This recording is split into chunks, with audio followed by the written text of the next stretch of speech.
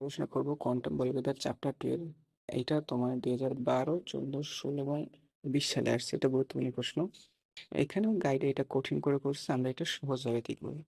প্রশ্ন হলো, দেখো যে মুক্তিকণিকার ভরবেগ হলো গতির ধ্রুবক। এখন প্রশ্ন হলো, মুক্তিকণিকা কাকে বলে? মুক্তিকণিকা হলো সে কণিকা যার উপর বাইরের কোনো বল কাজ করে না।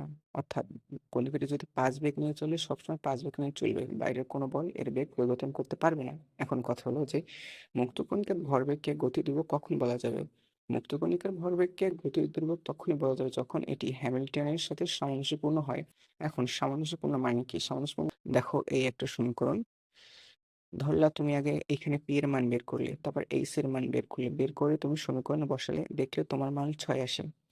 আবার তুমি অঙ্কটা করলে, আবার এই অঙ্কে তুমি আবার করলে কি, এবার তুমি এইচ এর মান বের করলে, তারপর পি এর মান বের করলে, বের করে সমীকরণ বসালে, দেখলে এবারও মান 6 আসে। তাহলে তুমি বুঝতে হবে যে এই দুইটা সামঞ্জস্যপূর্ণ, অর্থাৎ একে অপরের উপর নির্ভরশীল, একে অপরেরকে বাধা দান করে না। তখন আমরা লিখতে পারবো যে এই দুটো ইকুয়াল টু 0। এই কাহিনী। এখন আমরা এই সমীকরণে এইচ এর মান বসাবো, যেটা হলো পি স্কয়ার 2m। যেহেতু 2m হলো ধ্রুবক, এটা বামে চলে আসবে।